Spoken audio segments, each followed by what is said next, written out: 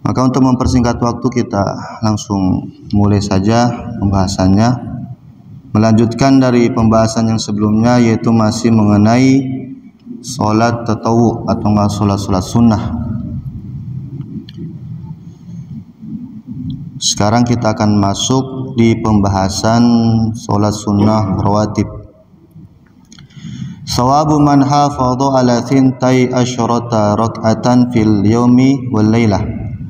Pahalanya orang yang selalu menjaga, yang selalu tekun ala thintai asyrata atas 12 rakaatnya fil yaumi wal lailah, di siang maupun malam.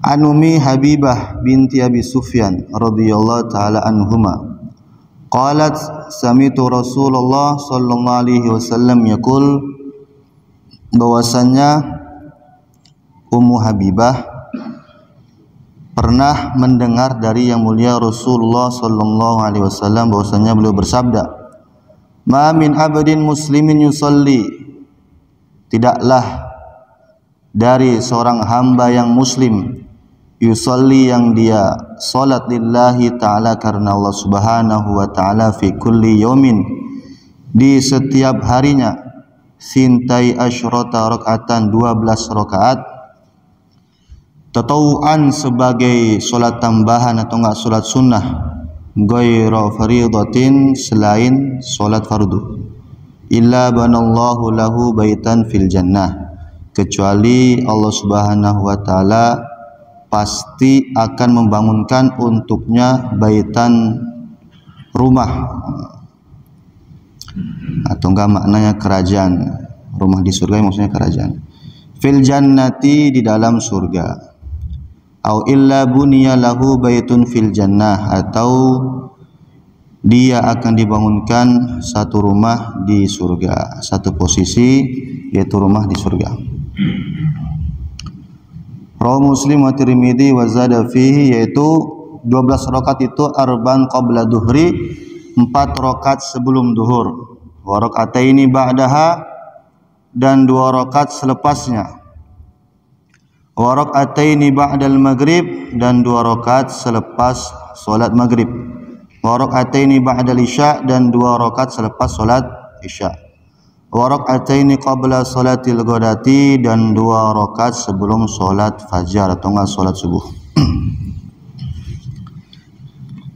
Jadi di antara hikmah terbesar kita dianjurkan, bahkan sangat dianjurkan, disunnahkannya salat sunnah rawatib qabliyah ba'diyah, itu diantaranya karena di samping pahalanya begitu besar, di samping fadilahnya begitu banyak, karena memang dengan sholat sunnah rawatib ini akan menambal takmilu naqsin min faridatin, menambal kekurangan-kekurangan yang ada di dalam sholat fardu.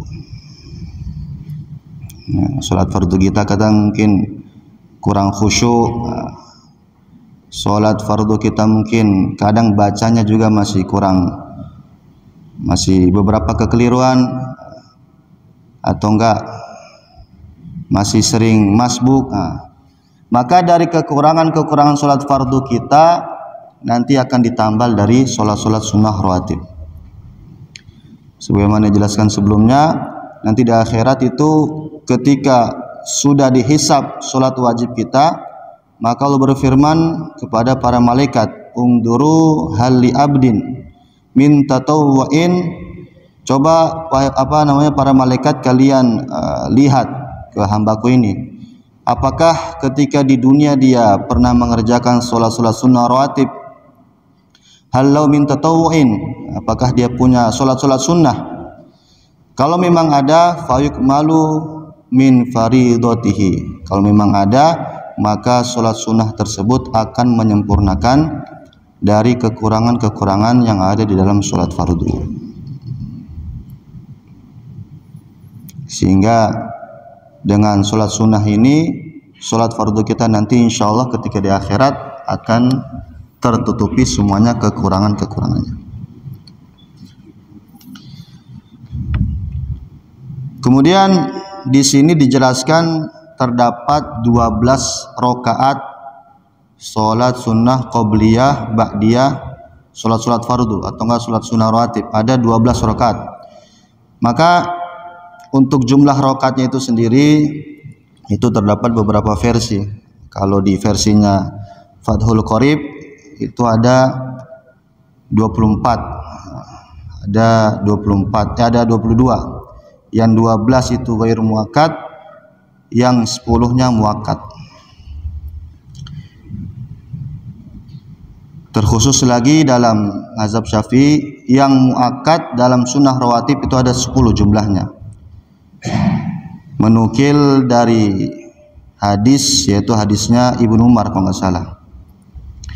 Itu Ibnu Umar berkata, hafidtu minan nabi sallallahu alaihi wasallam asyra rakaatin. Saya hafal, saya tahu dari Nabi Muhammad sallallahu alaihi wasallam bahwasanya salat sunnah rawatib itu ada 10 rakaat yang muakkad. Yang sunnahnya itu sangat dikuatkan, sangat dianjurkan. Baik dalam keadaan safar maupun dalam keadaan hadir, tidak dalam keadaan safar.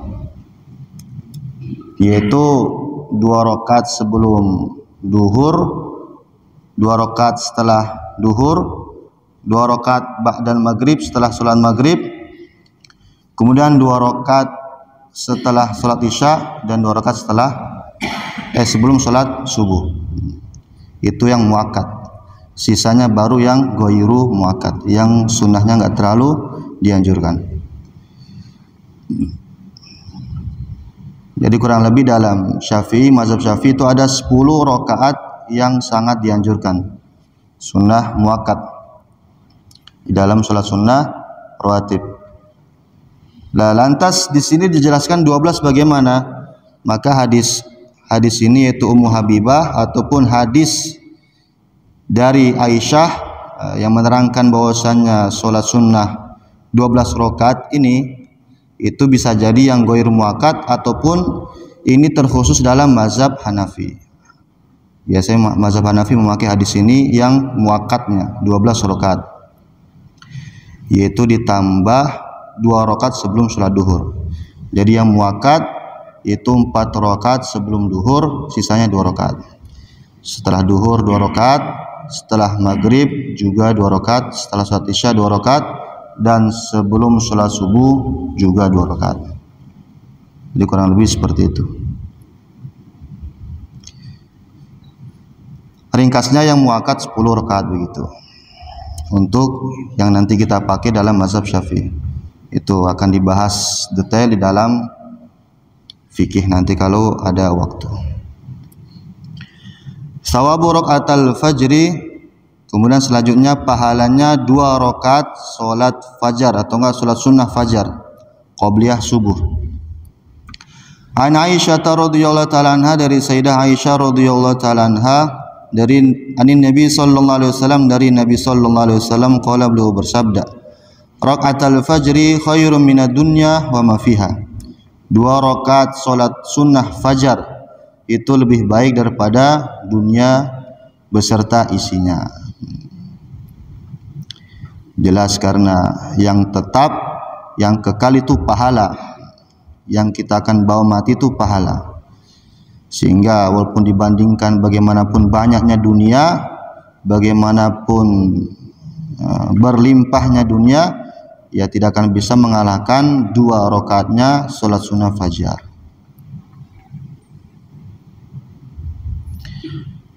Mengenai salat sunnah fajar ini kurang lebih ini ada beberapa pendapat juga.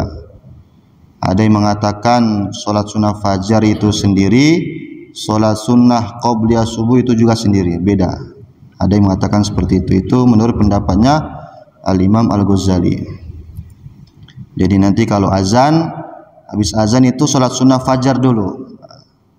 Habis itu 2 rakaat lagi tambah, itu baru salat sunnah qobliyah subuh. Itu menurut pendapat Imam Ghazali. Kemudian kalau Imam Nawawi itu, dan ini pendapatnya muktamad, bahwasanya salat sunnah fajar dan sholat sunnah qobliyah subuh itu sama, nggak ada bedanya. Ya, sholat sunnah fajar itu juga sholat sunnah qobliyah subuh.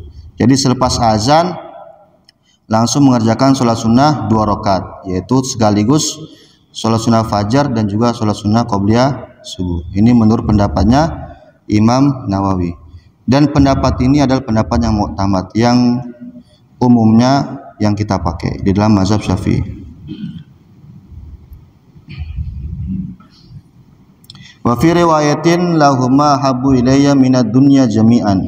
Dalam riwayat lain dijelaskan lahumma untuk atau enggak bagi 2 rakaat salat sunnah fajar, ahabbu ilayya lebih dicintai kepadaku minad dunya dari dunia jami'an seluruhnya. Ini kata Nabi. Jadi saya lebih mencintai 2 rakaat salat sunnah qobliyah subuh dibandingkan dunia seluruhnya, dunia beserta isinya. Dan memang betul Nabi selama hidupnya baik dalam keadaan safar maupun tidak itu tidak pernah meninggalkan sholat sunnah qobliyah subuh. Nanti di riwayatnya Sayyidah Aisyah dijelaskan bahwasanya tidak ada sesuatu dari sholat sunnah yang lebih ditekuni, yang lebih dijaga, yang lebih dirutinkan oleh Nabi melainkan 2 rakaat sebelum sholat subuh. Itu menurut pendapatnya, itu menurut riwayat Sayyidah Aisyah. Jadi 2 rakaat sebelum sholat subuh sangat ditekuni, sangat dirutinkan oleh yang mulia Rasulullah sallallahu alaihi wasallam. Karena memang ya fadilahnya sangat besar, pahalanya sangat besar.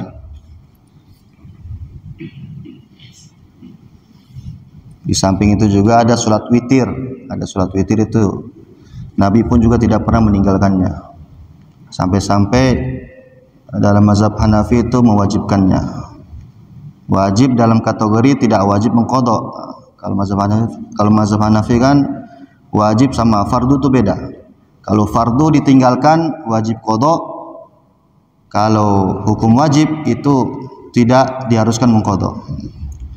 Jadi kalau menurut mereka itu sholat 5 waktu hukumnya fardu, kemudian sholat witir itu hukumnya wajib, beda. Sehingga kalau sholat witir dikerjakan itu wajib, tapi kalau ditinggalkan tidak diharuskan mengqadha.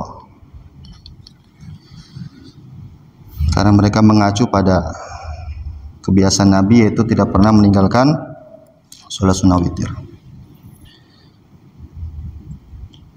Wa kharaja at-Tabrani bi isnadihi an Ibnu Umar, dan telah meriwayatkan al-Imam at-Tabrani dengan sanadnya dari Sayyidina Ibnu Umar radhiyallahu taala anhuma. Qala, beliau berkata, qala rajulun, seorang laki-laki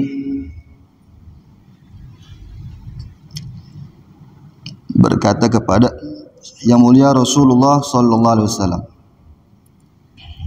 ya Rasulullah, dullani ala amalin yang fa'uni Allahu bih.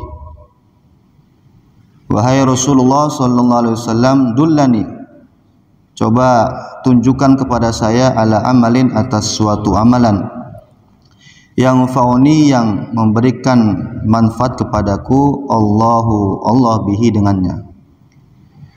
Qala, maka yang mulia Rasulullah sallallahu alaihi wasallam bersabda, alaika bi raqatal fajri, tekunilah, jagalah oleh kamu 2 rakaat salat sunnah fajar. Fa inna fihi ma fadilah, karena sesungguhnya di dalamnya terdapat keutamaan.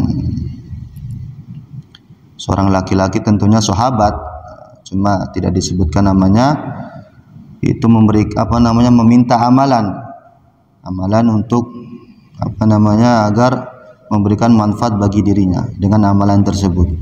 Maka anjuran Nabi, arahan Nabi, kamu istiqomahkanlah 2 rakaat sebelum sholat subuh, itu sholat sunnah fajar, karena di dalamnya terdapat keutamaan. Wa fi riwayatin, dan di dalam riwayat yang lain, sami'tu Rasulullah sallallahu alaihi wasallam, saya mendengar dari Rasulullah sallallahu alaihi wasallam, beliau bersabda, la tada'u rak'ataini qabla salatil fajri fa inna fihima ar-raghaib. La tada'u, janganlah sekali-kali kalian meninggalkan, melupakan rak'ataini, 2 rakaat qabla salatil fajri, sebelum salat fajar atau salat subuh. Fa inna fihima ar-raghaib, karena sesungguhnya di dalamnya ar-raghaib terdapat harapan-harapan. Maksudnya terdapat banyak sekali pahala, terdapat banyak sekali keutamaan. Ini kurang lebih seperti itu. Jadi salat sunnah qabliyah subuh ini sangat banyak sekali keutamaannya. Sampai-sampai Nabi pun tidak pernah meninggalkannya. Maka tadi jamaah yang sudah mengerjakan salat sunnah qabliyah subuh, maka perlu disyukuri, karena itu adalah fadilah yang sangat besar dan kita diizinkan untuk mengerjakannya.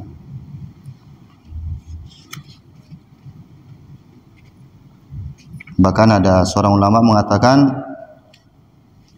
kalau kita mau rizki kita diberkahi, urusan dunia kita mudah, di antara caranya kita rutin mengerjakan sholat sunnah qabliyah subuh. Ada seorang ulama mengatakan seperti itu, karena dilihat fadilahnya saja itu 2 rakaat lebih baik daripada dunia beserta isinya. Jangankan dunia beserta isinya, itu lebih baik dari kalah dari 2 rakaat salat sunnah fajar. Maka kalau kita ingin mendapatkan dunia kita berkah, ingin harta kita berkah, itu diantara caranya rutin mengerjakan sholat sunnah qabliyah subuh. Di antara anjurannya seperti itu.